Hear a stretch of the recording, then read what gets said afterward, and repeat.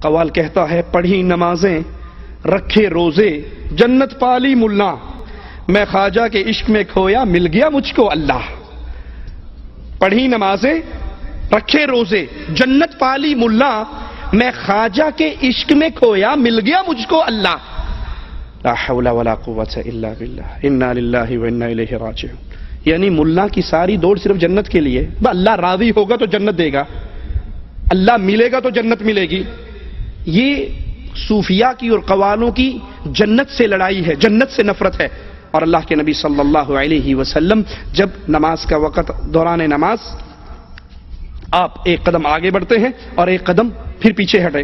اللہ کے نبی اب آگے کیوں بڑھے؟ کہا مجھے اللہ نے جنت دکھائی تھی جس کی طلب میں آگے بڑھا تھا، پھر مجھے جہنم دکھائی، میں نے اپنا سایہ اس میں دیکھا اور میں 2 قدم پیچھے ہٹا۔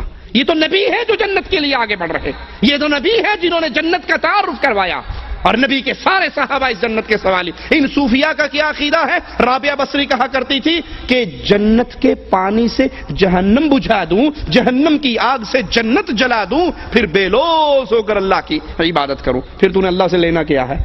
نہ رہی جنت نہ رہی جہنم۔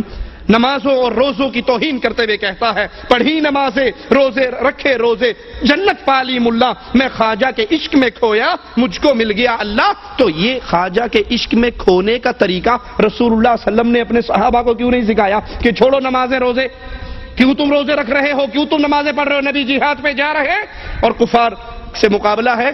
صحابہ کہتے ہیں اللہ کے نبی ہم جہاد پہ جا رہے ہیں، پتہ نہیں کس ٹائم ہمارا کفار سے ٹاکرا ہو جائے، اور ہم روزے سے ہیں تو کیوں نہ ہم افطار کر لیں، عصر کے بعد کا وقت ہے، نبی صلی اللہ علیہ وسلم دودھ کا پیالہ پی کے روزہ افطار کر لیتے ہیں۔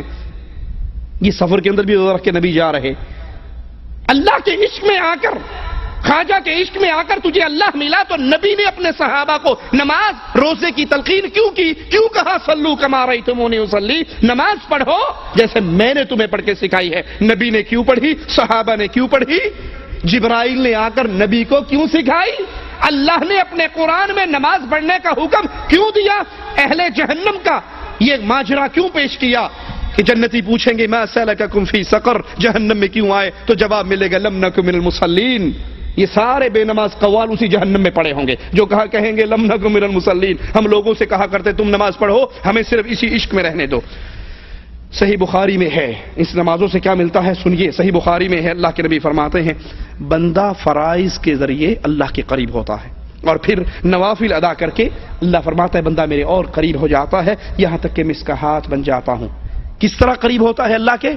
فرائض کے بعد نوافل کے ذریعے بندہ اللہ کے قریب ہوتا ہے۔ اور یہ ظالم کہتے ہیں پڑھی نمازیں رکھے روزے جنت پالی ملا، ہم تو خواجہ کے عشق میں جا کر اللہ سے ملے ہیں۔ پڑھی نمازیں روزے رکھے جنت پالی ملا، میں خواجہ کے عشق میں کھویا مل گیا مجھ کو اللہ اللہ، یا خواجہ کا سکہ چلتا ہے۔ انا للہ و انا الیہ راجعون۔